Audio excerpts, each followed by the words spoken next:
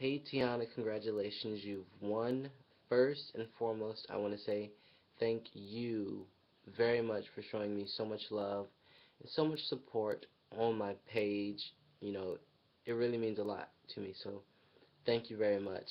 Um, so, I've never done a chart reading on video before. I've done a little bit here and there, so I'm just going to get right into it. So the first question you asked me about your chart was,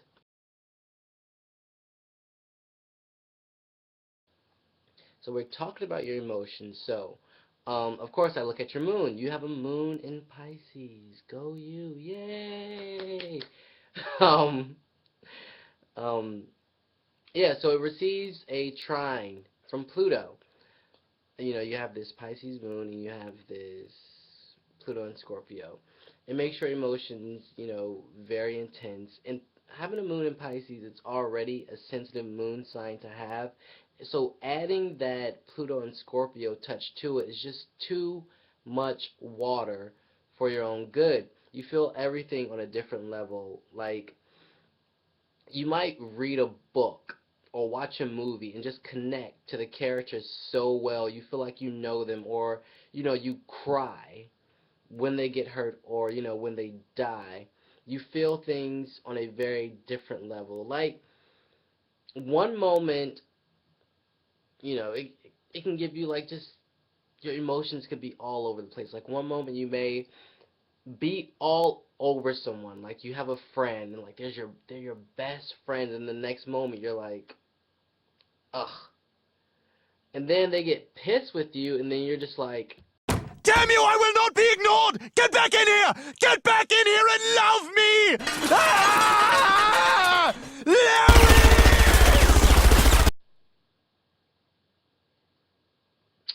yeah.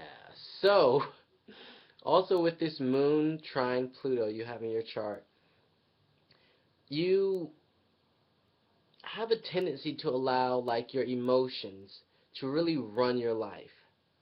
You allow that one thought, that one thing someone said to you, or that those feelings that you have that you just can't shake, that obsessive thinking really starts to run your life, and it gets out of control to the point to where you just really want to repress your emotions. You don't want to feel anything. So you find an outlet. Maybe you'll go out partying, or just something to distract you, or you find a guy that you become so clingy with, and he's probably just as intense as you are, or just as you know I don't want to say crazy. He's crazy, not you. But you just try to do something to distract you from all that obsessive thinking that you have going on in your mind.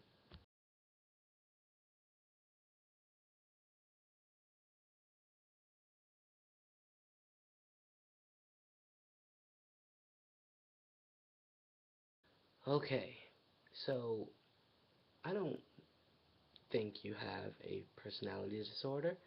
I just think you have an Aquarius rising. But with that being said, you do have an Aquarius rising. And the thing that sticks out to me about your chart is you have Saturn in your first house. But also Saturn is retrograde in your first house. And retrograde planets, okay, first and foremost, your ascendant is the thing that maps out your life. It's, how people perceive us. And now you bring this retrograded Saturn into your first house. And retrograde planets have a three-part process. So you're living in so it's like you're living in three different time zones all at once. Phase one, you're projecting yourself into the future, leaping ahead of yourself, trying to make the future happen now. So it's like you're thinking. Let's say you're just sitting down thinking, I think I want to make a change. I want to be a new person. Okay, so you may go out, change your hair, maybe get a fake British accent like I do sometimes. And, you just start doing this, just projecting yourself into the future. Phase two of this process, you're living out the future experience, basically feeling like I've already done this before. Constantly feeling like you're having deja vu. While you're living out the experience of phase one, you're just feeling like you've already done it. Now, phase three of this, of a retrograded planet process is um, repeating in your mind the wanting to make a change and be different. You're basically repeating. Phase three is a repetition of phase one. So all this is going on simultaneously in your ascendant. In how people perceive you. A retrograded planet can also take you back to your past lives and give you memories of who you used to be. So you may even bring that out and start to act that out. Um, Feeling like with a retrograde planet in your first house that you're either just always so far ahead of yourself or you're just so behind, just stuck in the past about something. Feeling like you just can't really catch up to who you are. You can't really grasp your personality. It's like, and you have this never ending search for a good personality that people will respect. So that is, well, that's what stands out to me. I had, I spent so much time. It's like, how can I freaking word this? Like, I don't even know if you know that much about retrograded planets, and it was difficult trying to word it and explain it. But that's what stands out to me is that you have this retrograded planet, this backwards thinking, this forward thinking, constantly going through phases in your ascendant.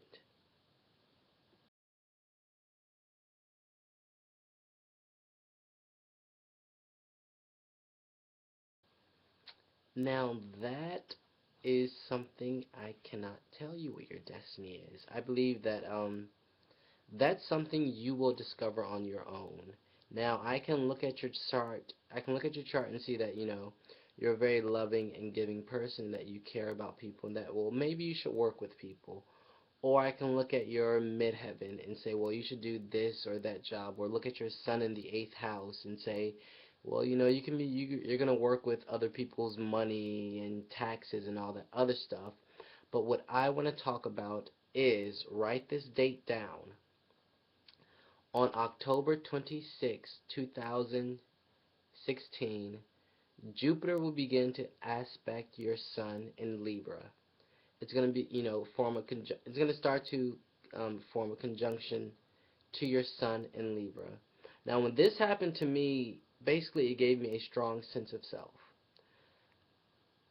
I decided what I wanted to be. I decided, where I wanted my life to go and what my purpose was. And I think that will happen for you as well. You know, on October 26, 2016, I looked it up. Jupiter will be at the right degree, and it'll start aspecting your sun and forming a conjunction. And I believe over that time period, as it's conjuncting your sun, you will, you know, hopefully you'll get an idea of what it is your destiny is and what it is you want to do. And if that does not work out, you will get your Saturn return, your direct Saturn return on March 30th, 2021. Saturn will be at the same degree as it was in your birth chart.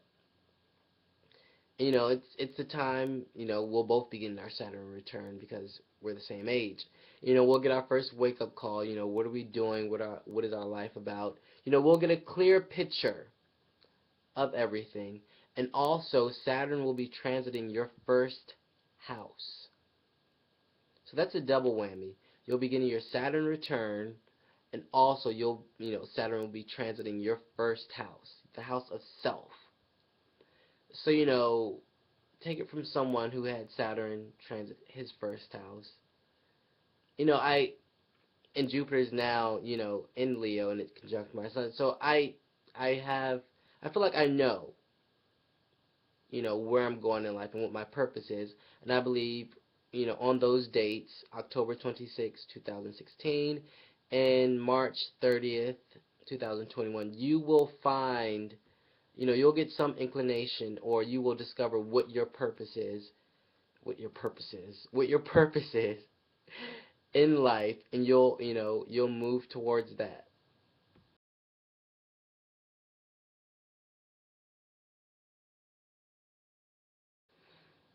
Hmm. I think balance comes when we,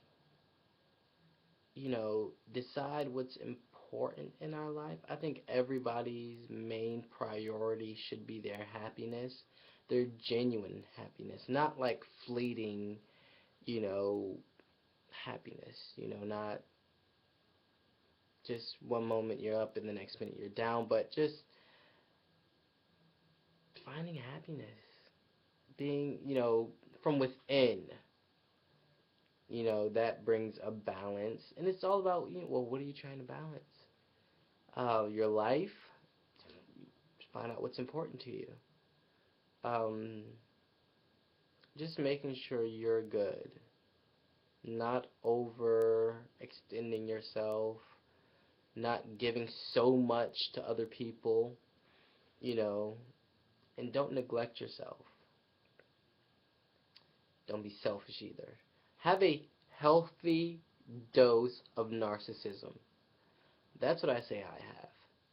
A healthy dose. I don't even know if that's good advice, like, to find a balance. But yeah.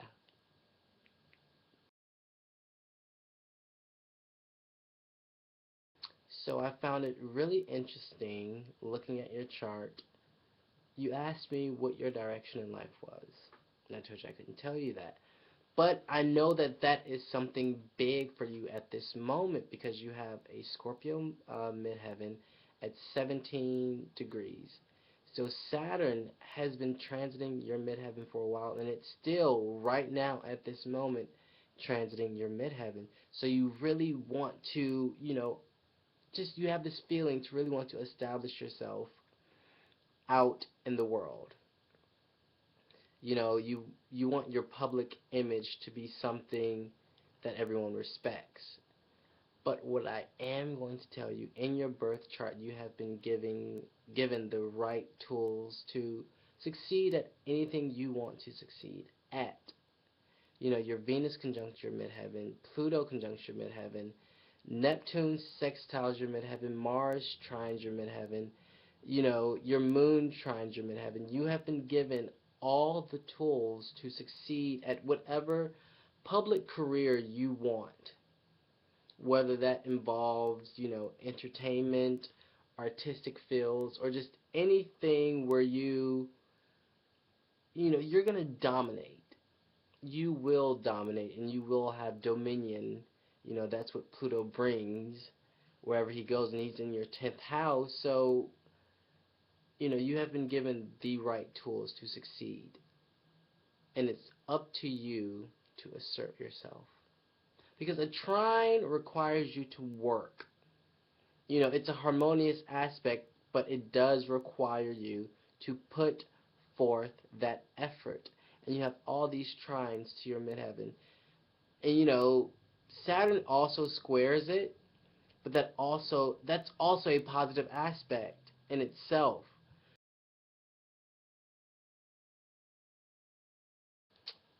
Something I'm really excited for you about is first you have a moon in Pisces, and Neptune right now is Pisces rules Neptune, and it's in its own sign. And eventually, around April 2019, Neptune will be at the right degree, and it will conjunct your moon in Pisces, which, it's just heavy. It'll bring about a change in your emotional and personal life. It could be a hard, transit to deal with, but you have to take the time to learn to sort of master the energies that are involved. This is a great time that, your psychic abilities that you have. First of all, the moon in Pisces is already a psychic moon to have. Then you add Neptune in Pisces, and you just join that, like it's like a fusion of, your psychic abilities will just be off the charts. You're going to be, getting information, basically a bridge between your subconscious mind and your conscious mind will be built. You're really going to be able to tap into, the other dimensions more at will, or even if, just it's going to happen more often. The dreams you have, you're really going to have to look at you can't take your dreams literally during this time period. You're going to have to look at the deeper meanings of it. Also, there's a dark side to this Neptunian energy. And my advice to you would be learn safe ways to escape, like walking or sleep or meditation, because with that Neptunian energy, it can really be dark. So that would be my advice to you. Also, just like in your birth chart, Neptune will be squaring your Jupiter, which is just going to add to that whole effect of Neptune conjuncting your moon. When Neptune squares your Jupiter, you're going to want to escape even more. You're not going to want to feel restricted by society or by anyone. So you're just going to want to break free, 'cause I can. Alright, I'm not going to sing.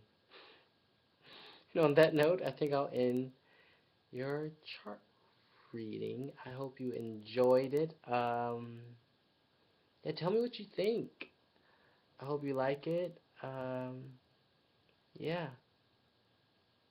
Thank you for all your support, all your kind words, for watching my videos, for all your feedback. Thank you, thank you, thank you. Bye.